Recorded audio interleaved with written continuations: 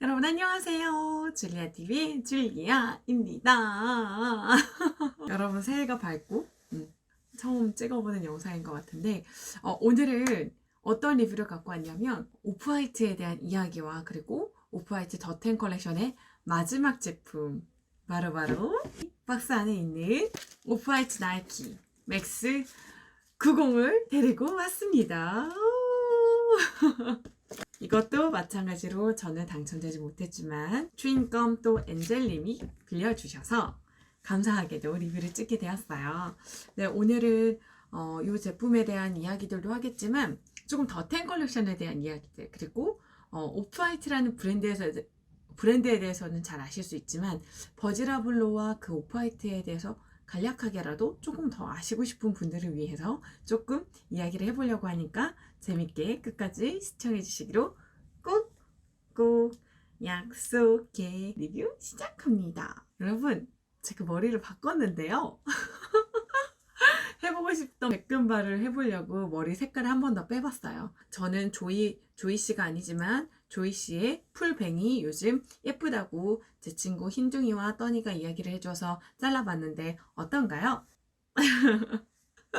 머리에서 굉장히 신이 나네요.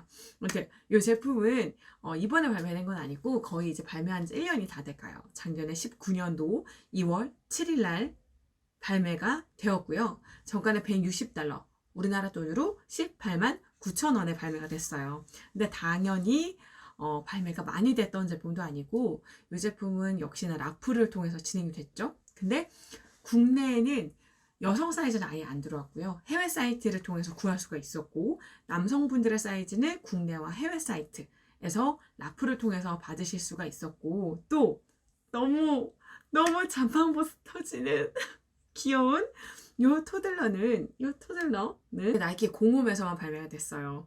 실제 인스타에 그때 당첨되신 분들이 막 사진을 올리는데 이거는 그냥 컬렉팅용으로도 너무 갖고 싶을 정도로 정말 예뻤는데 역시나 저는 토들러그 나발이고 아무것도 되지 않았죠.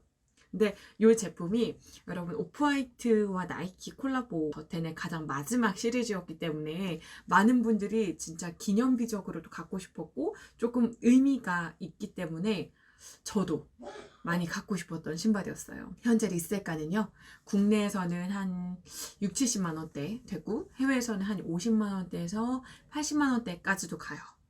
물론 훨씬 더 리셀가가 비싼 제품들도 있겠지만 이 제품도 꽤 나가는 이유는 마찬가지로 오프화이트 나이키의 더텐 컬렉션 마지막 제품이기 때문이겠죠. 그리고 안을 열어보면 이렇게 습지, 오프화이트의 습지를 열면 딱! 이렇게 예쁜 맥스 90이 나오게 돼요. 요 블랙 당첨된 분들도 너무 부러웠지만 저는 원래 데저트 우어 컬러 진짜 갖고 싶었거든요. 어느새부턴가 스니커즈가 좋아지면서 된장 컬러가 너무 좋아졌었어요. 근데 아무튼 데저트 우어 토들러그 나발이고 아무것도 안 됐고 블랙 된 분들도 부러웠는데 아주 이렇게 리뷰라도 할 수 있어서 너무 좋네요. 화면 전환해서 한번 보여드릴게요. 짠! 이 제품은 슈레이스가 이렇게 두 컬러가 들어가 있어요.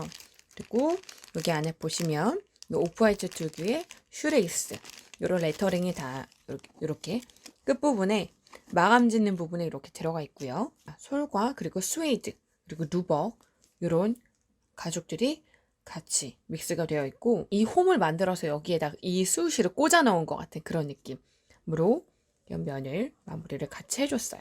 자, 힐컵. 보통 여기에 일반적인 그 맥스 같은 경우에는 나이키 그리고 수시, 에어 이런 표시가 있잖아요. 근데 이번에는 힐컵에는 아무런 표시도 되어 있지 않고 스웨이드 누벅으로 이렇게 마무리가 됐고요. 그리고 옆에는 비저블 에어가 이렇게 딱 들어가 있습니다. 착각하기 굉장히 편하죠. 이게 뭐라고 사람을 그렇게 애타게 하는 그 오프화이트의 케이블 타이가 있고요.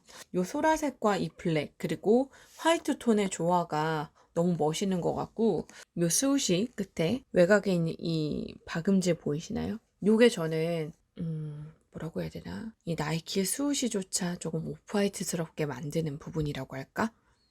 안쪽 내측에는 이렇게 오프화이트의 레터링이 들어가게 되고요. 바깥쪽에서 볼 때는 레터링이 들어가 있지 않은 이렇게 스우시 그리고 그 위에 마치 검정 테이프가 딱 지나가는 것 같은 이런 느낌으로 보게 되죠.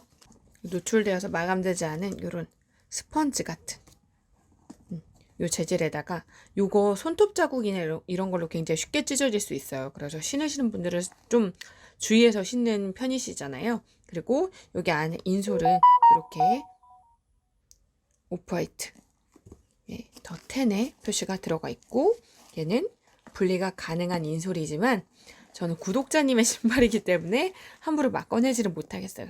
인솔이 많이 폭신폭신한 편은 아니어도 요 에어 덕분에 좀 편하게 신을 수 있을 것 같은 그런 생각이 들어요. 자, 나코텍 천연 가죽, 나일론, 합성 가죽 그래서 270 사이즈를 보여드리고 있네요. 자, 아웃솔은 또 이런 모양으로 들어가고요. 화면을 전환해서 이어가 볼게요. 요 더10 시리즈의 마지막이기도 하지만 실상에서 신기에 참 좋게 나온 제품인 것 같아요. 간혹 오프화이트랑 나이키 콜라보 중에서 너무 과하다거나 조금 투머치한 느낌이 좀 들어서 소장하기는 되게 좋은데 코디하기 좀 어렵다라고 하셨던 분들은 요걸 많이 그때 선택하고 또 실장을 좀 많이 하셨던 것 같아요. 이렇게 예쁜 오프화이트 나이키 맥스 90 보여드렸고요. 나이키 오프화이트의 더10 시리즈 컬렉션과 그리고 버즈라블루에 대해서 이야기를 조금 해보는 부분을 파트를 이렇게 좀 나눴거든요.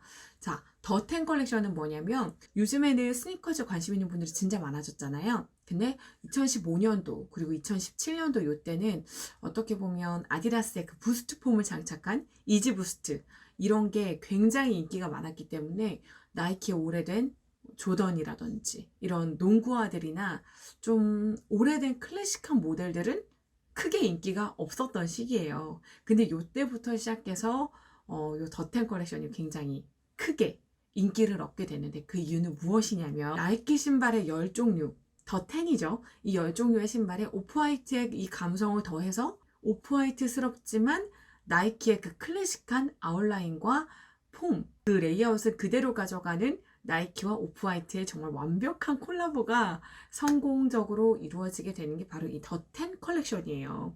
근데 요 나이키의 여러 가지 10가지 신발 중에서는 말씀드렸던 것처럼 조금 대중적으로 계속 인기 있지는 않았던 모델들 조던 1 같은 걸 예를 들어 볼게요. 하이로 발목 위까지 올라오기도 하고 요 모델들은 요즘은 다시 인기가 있긴 하지만 몇 년 전까지만 해도 뭐 느바나 이런 농구를 좋아하시는 분들 이렇게 좀 매니아층이 아니면 많이 좋아하시지 않을 정도로 약간은 인기가 사그라들었던 뭐 조던 1 그리고 에어포스 1 또 뭐가 있을까요? 에어맥스 라인 이런 것들을 다시 한번 오프화이트스럽게 조금 더 많이 풀어냈어요. 그래서 전성기가 지난 일반적인 그런 모델과 조금 클래식하고 막 트렌디하지 않은 이런 신발들을 다시 한번 트렌디한 슈즈로 그렇게 올려놓았던 게 바로 이 버즐이 했던 이 더10 컬렉션이거든요. 근데 이 오프화이트가 나이키랑만 콜라보를 한 건 아니죠. 이 이야기를 하기 앞서서 이제 버즈라블로에 대해서 얘기를 해볼게요. 버즈라블로는 처음부터 패션을 전공했던 사람이 아니었대요. 저도 궁금해서 이렇게 찾아보다가 알게 된 사실인데 되게 멋있는 게 건축학을 전공을 하고 엔지니어링을 전공을 했다고 해요. 이 사람이 이제 패션을 하게 된 거예요. 평소에 취미도 DJ, 보드 타기 이렇게 굉장히 힙한 그런 취미를 가지고 있었던 사람인데 이 패션 크리에이터로 활동하기 이전에 카니 웨스트의 앨범 디자인이라는 디자인 디렉터로 아트 디렉터로 먼저 일단 이름을 알리기 시작을 했고요. 그리고 정식적으로 패션 디렉팅, 패션 크리에이터로 시작을 하게 된 건 파이렉스 23라는 브랜드를 런칭을 하면서부터인데 파이렉스 23라는 이 브랜드 로고를 보면 저의 구독자님들, 이 신발을 좋아하시는 분들은 저거 뭐지? 하실 것 같아요. 그죠? 23에 23 넘버리 되게 눈에 익잖아요. 근데 버즐이 어릴 때부터 조던을 굉장히 존경을 했다고 해요. 조던의 넘버가 23번이잖아요. 그래서 파이렉스 뒤에 23의 넘버를 갖다 붙여서 파이렉스 23라는 이 브랜드를 런칭을 하게 돼요. 근데 이 브랜드가 제품을 아예 생산부터 했던 그런 브랜드는 아니었고 이 파이렉스 23의 컨셉은 어떤 거였냐면 기존에 있었던 제품들 여기에다가 나염을 해요. 나염을 하는 것 자체가 어떻게 보면 재가공이 들어가는 거죠. 재가공이 들어간 제품을 판매를 한 거예요. 근데 이게 어떤 부분에 부딪히게 되냐면 미국에 있는 그릇 회사 중에 한 회사 이름이 파이렉스라는 회사에서 상표권, 이 브랜드 비용 소송을 당하게 되면서 이 브랜드는 더 이상 이어갈 수가 없게 됩니다. 이 파이렉스 23는 더 이상 하지 못하게 되고 그 다음에 오프화이트라는 브랜드의 수장으로 이렇게 오프화이트를 뻥 터뜨리게 되는 그런 장본인이 되게 되는 거죠. 근데 이 오프화이트는 대부분의 분들이 미국에 있다고 생각을 하세요. 근데 이태리 밀란에 설립한 브랜드고 굉장히 많은 셀럽들도 착용을 하고 카니 웨스트 정말 힙하잖아요. 카니 웨스트가 뭐 이지의 많은 시리즈들을 만들었고 어떻게 보면 패션의 되게 중심에 있는 그런 셀럽인데 요 카니 웨스트가 자주 착용을 하고 그러면서 많이 대중들에게도 노출이 되기도 하고 브랜드의 가치가 많이 올라가기도 했죠. 제가 생각했을 때는 이 스트릿 패션을 조금 더 대중적으로 이끄는데 한몫한 브랜드가 아닌가라는 생각이 들어요. 이 오프화이트가 진짜 여기에 오르게 되게 된 데는 이 콜라보들이 정말 큰 역할을 했는데요. 오프화이트가 한 브랜드들, 콜라보를 같이 한 브랜드들이 뭐 이제 데님으로 유명한 리바이스, 워낙 히스토리가 깊잖아요. 그리고 여성 슈즈 브랜드 중에서 지미추, 그리고 얼마 전에 했던 이케아도 오프화이트 이번에 그 콜라보 제품 발매하고 그럴 때 막 캠핑하고 하셨잖아요. 그리고 심지어 얼마 전에는 에비앙 생수병도 콜라보를 했는데 생수병 주제가 굉장히 비싸더라고요. 그리고 뭐 향수의 바이레도 뭐 이런 여러 가지 이런 브랜드들과 협업을 하면서 고집하지 않고 다양한 브랜드들을 되게 오프화이트스럽게 소화를 했어요. 진짜 정말 멋있다고 생각해요. 그만큼 본인들의 그런 컬러웨이가 되게 딱 또렷한 그런 브랜드라고 생각을 하는데 이러한 다양한 브랜드와의 콜라보를 했지만 이 중에서 가장 성공을 거뒀다고 해야 할까요? 그런 브랜드와의 콜라보였던 게 바로 나이키와의 콜라보 더10 컬렉션인 것 같습니다. 그리고 이렇게 오프화이트를 딱 궤도에 올려놓고 멋있게 박수 칠 때 떠난다 딱 이렇게 하고 루이비통으로 딱 멋있게 넘어갔죠. 그래서 작년에 선보였던 그 쇼에서 버질의 첫 번째 루이비통 쇼가 LV 쇼가 끝나고 버질이 막 울던 게 막 기억이 나는데 이제 그렇게 지금의 멋진 버질이 될 때까지 이렇게 많은 행보가 있었다라는 재미난 이야기였습니다.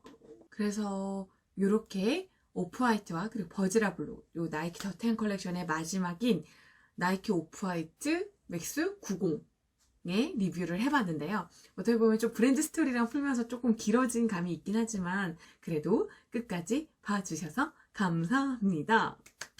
그러면 우리는 다음 영상에서 또 만나기로 꼭 약속해. 안녕.